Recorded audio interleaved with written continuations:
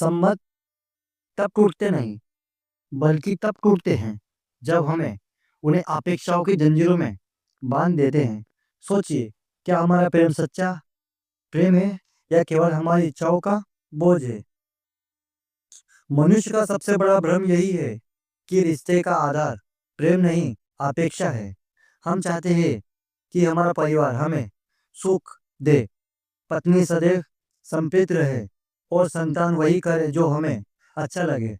पर क्या किसी दूसरे व्यक्ति के हृदय को हम पूरी तरह से जान सकते हैं? नहीं। और यही से जन्म लेता है संघर्ष।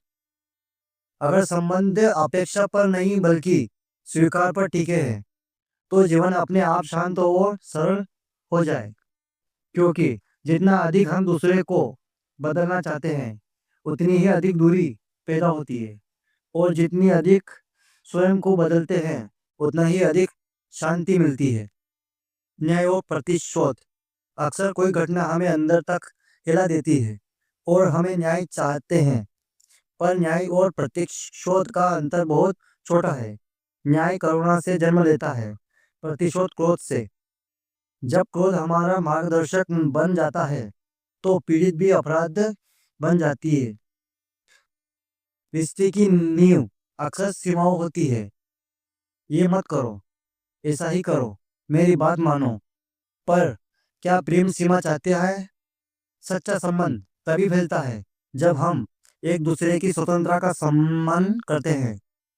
जहाँ स्वतंत्रता ही हमारा मर्यादा की आवश्यकता कम हो जाती है। माता पिता और संतान। हर पिता चाहता है कि उसका बच्चा उसी रास्ते पर चले जिस पर वह चलता था। पर समय बदलता है, रास्ते बदलते हैं, चुनौतियां बदलती है।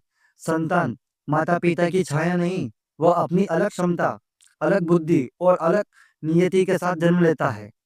इसलिए बच्चे को रास्ता नहीं, संघर्ष से लड़ने की शक्ति देना श्रेष्ठ है। रास्ता समय बनाएगा, पर चरित्र माता पिता। सत्य और निर्भरता। कभी कभी सत्य बोलना कठिन लगता है, पर सत्य कोई शब्द नहीं, निर्भयता का रूप है। जो व्यक्ति हर परिस्थितियों में सत्य बोलता है, वह साहस रखता है। उसका मन धीरे धीरे हल्का, शांत और निर्मल हो जाता है। हम अक्सर किसी के पूरा ना कर पाने पर उन्हें दोषी मान लेते हैं, पर अधूरी इच्छा कभी कभी परिस्थितियां की देन होती है और कभी कभी हमारी ही गलत कल्पनाओं की। इसलिए दंड ही का मार्ग नहीं, करुणा का मार्ग ही न्याय का मार्ग है। हर संकट अपने साथ उसका समाधान भी लाता है। जो संकट हमें तोड़ता हुआ दिखाई देता है, वही हमें मजबूत भी बना लेता है। संकट अक्सर है स्वयं को ऊंचा उठाने का, अपना विचारों शुद्ध करने का। परंपरा पूजा इ- अच्छी है, पर अधि पूजा नहीं। धर्मपत्र नहीं, वह ज्ञान है, विवेक है। परंपरा में छपी धर्म का पहचानने के लिए ज्ञान की आंखें चाहिए। क्योंकि हर परंपरा सत्य नहीं होती।